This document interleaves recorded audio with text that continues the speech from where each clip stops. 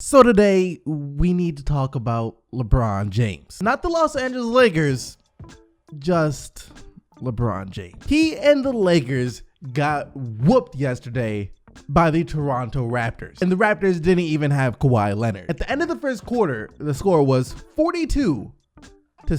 And the game was pretty much over after that. The main reason that the Toronto Raptors were able to score 42 points in the first quarter, dare I say, the only reason that the Toronto Raptors were able to score 42 points in the first quarter was because of LeBron James, as his lack of defense allowed Serge Ibaka to score 20 points in the first quarter. 20 points in just 9 minutes played in the first quarter. We're talking about Serge Ibaka here. Never been known for his offensive abilities. We're not talking about Stephen Curry, Klay Thompson, Kevin Durant, any of those guys. You can easily light anyone up in the league for 20 points in a single quarter. We're talking about Serge Ibaka, not even Joe Ingles. Now, for the past few years, I think it's more than just safe to say at this point that LeBron James, when it comes to defense, has been declining. He was bad in Cleveland last year. He was bad in Cleveland the year before that. However, back in Miami, he wasn't a defensive player of the year or anything, but at the very least, he was engaged defensively. That's why he made a couple of all-NBA defensive teams during his time with the Miami Heat. But year after year after year after year after year since then, LeBron James has been becoming a worse defender. And he's so bad to the point now where he might make James Harden look like Scottie Pippen on the defensive end. And speaking of James Harden really quickly here, a couple of years ago when he was getting called out for his lack of defense, James Harden himself owned up to it. He admitted why he doesn't play defense. Back then he said he didn't have the energy to play defense because he was too busy trying to use all of his energy up trying to carry the Rockets offensively. And even though despite the fact that he said that, you would still wish that Harden would try a little harder on the defensive end, I respected him for coming out and owning that, yeah, I don't play defense, that's a weakness in my game. While LeBron James, on the other hand, kind of does the exact opposite. Never once has he acknowledged that maybe he doesn't play defense, or he takes plays, games, weeks, months off on the defensive end of the basketball floor. Unless, of course, it's to get one of his iconic chase down blocks. And on top of that, whenever LeBron James does talk about defense with the media, it always turns out to be a team thing, which, yes, the entire team does have to commit to playing defense. You can have one or two great defenders out there in the basketball court, but if the other three guys aren't playing defense at all, it doesn't matter because those two guys cannot guard 5 players. But still, just because it's a team thing, it doesn't excuse you for not trying. Like last night after the Lakers lost to the Raptors, for example, LeBron said it was the Lakers defense as a team in that first quarter that was letting the Toronto Raptors do whatever they wanted to do on the offensive end. There's a lot of things we could have done better today at the point of attack. We allowed them to get where they wanted to go, however they wanted to go to start the game, and they got into a comfort zone. And when you get into a comfort zone early like that, shots are going to fall. So that's what LeBron James said. Now, take a look at this clip. What, 2-0? Yeah, 3 lead changes early, and that was it. Now the route is on early. And Ibaka! What is he doing? He's 8 for 8, and he has 18 first quarter points. We let the Raptors get anywhere on the court, he said. And in actuality, a lot of it was due to LeBron James not being aware on the defensive end. But that's not the only example I have of this here. A couple of nights ago, after the Lakers lost to the Minnesota Timberwolves in a game where Jimmy Butler had his way with the Los Angeles Lakers, one reporter almost had the guts to call LeBron James out for his lack of defense in that game, asking LeBron essentially if he felt he did a good enough job trying to contest Jimmy Butler's shot. But then LeBron James intimidated the reporter to change his question, and instead of making it about LeBron James himself not doing a good enough job of defending Jimmy Butler, he made it about the team not doing a good enough job of guarding Jimmy Butler. Do you feel like you made Butler contest his shots enough, or you just make difficult shots? Who, me? No, the team.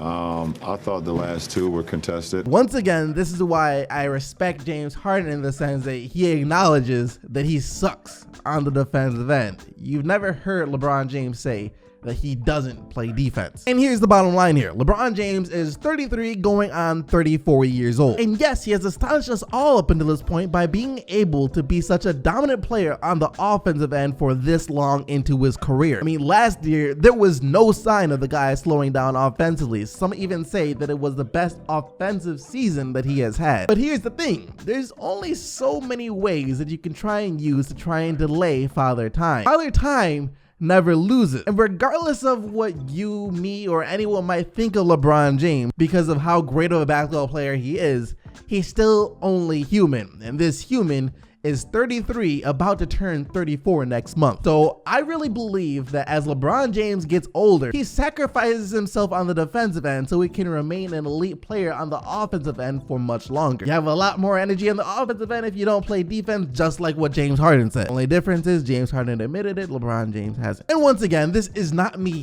hating on LeBron James. You guys know that when it comes to LeBron, I'm much more of a LeBron fan than I am a critic. But I'm just saying that I gotta call it like I see it, regardless of what player it is. And the way I see it, LeBron James literally plays no defense. I held out talking about Karl Anthony Towns after I made that video talking about some of the most disappointing players of this NBA season thus far. And the reason I held out talking about Karl Anthony Towns then was because for the past couple of games leading up into that video, he had shown signs of being a good player, so I didn't want to bash him after it looked like he was starting to turn his season around. But now that a couple more games have gone by, I can now say with confidence that Karl Anthony Towns is playing some of the most uninspired basketball that I've seen anyone play so far this year. It's almost as if the man doesn't care anymore. Take a look at this shot that he took a few days ago. Seconds to go in a 7-point game. Butler to Towns. Ibaka guards him. Towns, a deep three air ball. And now a foul. Wow. Is that a shot that someone would take if they actually cared? No, that man threw in the towel. He secured his bag before the season started. And now he's like, well, thing is, I'm getting paid top dollar no matter what I do. If we win, my check comes in. We lose, my check comes in. I score 5 points, my check comes in. I score 50 points, my check comes in.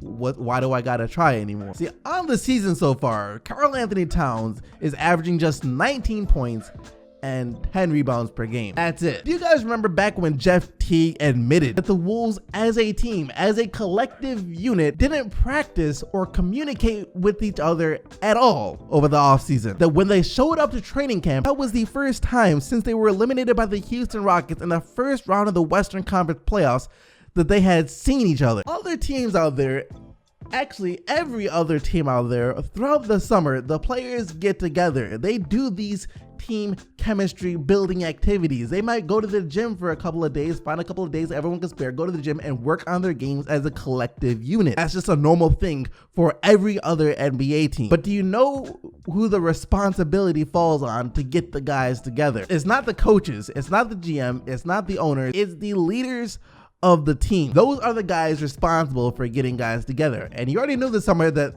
Jimmy Butler was not going to do that, because Jimmy Butler already knew that he wanted out of Minnesota. If anything, I think the Wolves not doing this might have led to Jimmy Butler wanting out of Minnesota. He was waiting for Karl Anthony Towns or Andrew Wiggins to step up and be the leader of the team. Hit up all the guys, be like, yo, we gotta hit the gym, we gotta get better as a unit. Never happened. So by the time training camp comes around, Jimmy Butler's like, all right, clearly these guys aren't serious. They're not trying to get better. They're not trying to step up and lead this team.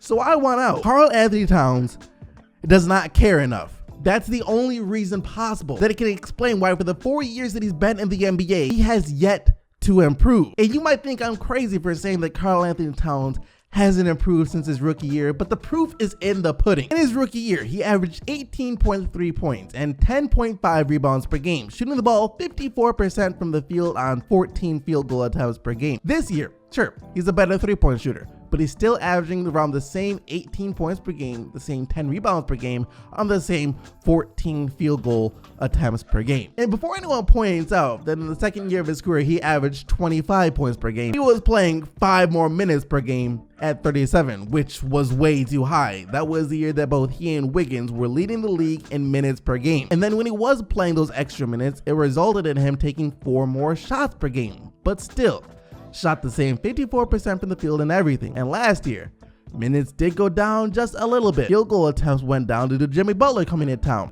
but guess what? He still shot the same exact 54% from the field, but this time for 21 points per game, because once again, he was still taking more shots than he did in his rookie year. But what's really scary, once again, is how this year almost exactly resembles his rookie year. Stat for stat, shot for shot, minute for minute, rebound for rebound. He looks like exactly the same player that he was during his rookie year. Considering the potential that he still has, that's beyond disappointing. Like, Minnesota fans, y'all should be sick to your stomachs. This man, throughout his 4 years in the league, has yet to improve, has yet to step up to the plate.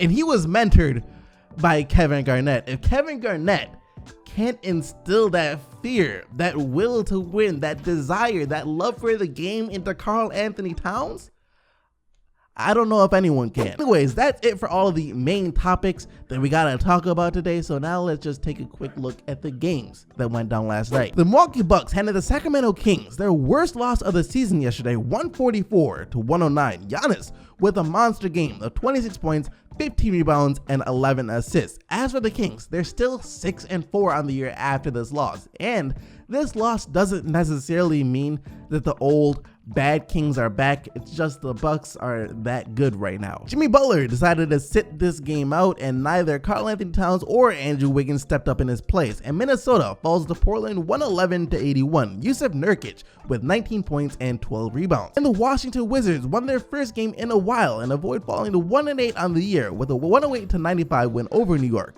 John Wall and Bradley Beal, of course, leading the way. Wall with 26 points, 7 assists, and 5 steals, while Beal scored 22 points and grabbed 8 rebounds. And this one was a surprise, an outcome that I don't think anyone saw coming, as the Orlando Magic beat the San Antonio Spurs 117-110. Aaron Gordon with 26 points. Devin Booker returns, and all of a sudden the Suns win again. Barely, 102-100 against the Grizzlies, but it was because of Booker that the Suns got this win, as despite the fact that he did struggle just a bit with his shot in this game at times, he hit a jumper with just under 2 seconds left to give the Suns their second win of the season. Booker finishing with 25 points and 7 assists. And the Brooklyn Nets blew up the Philadelphia 76ers in another upset win, 122-97. D'Lo with 21 points and 6 assists on the night. That though is going to bring us to the player of the day, where you guys have the opportunity to vote for who you think was the best player from last night by clicking the little eye icon in the top right hand corner of the video. Just remember though,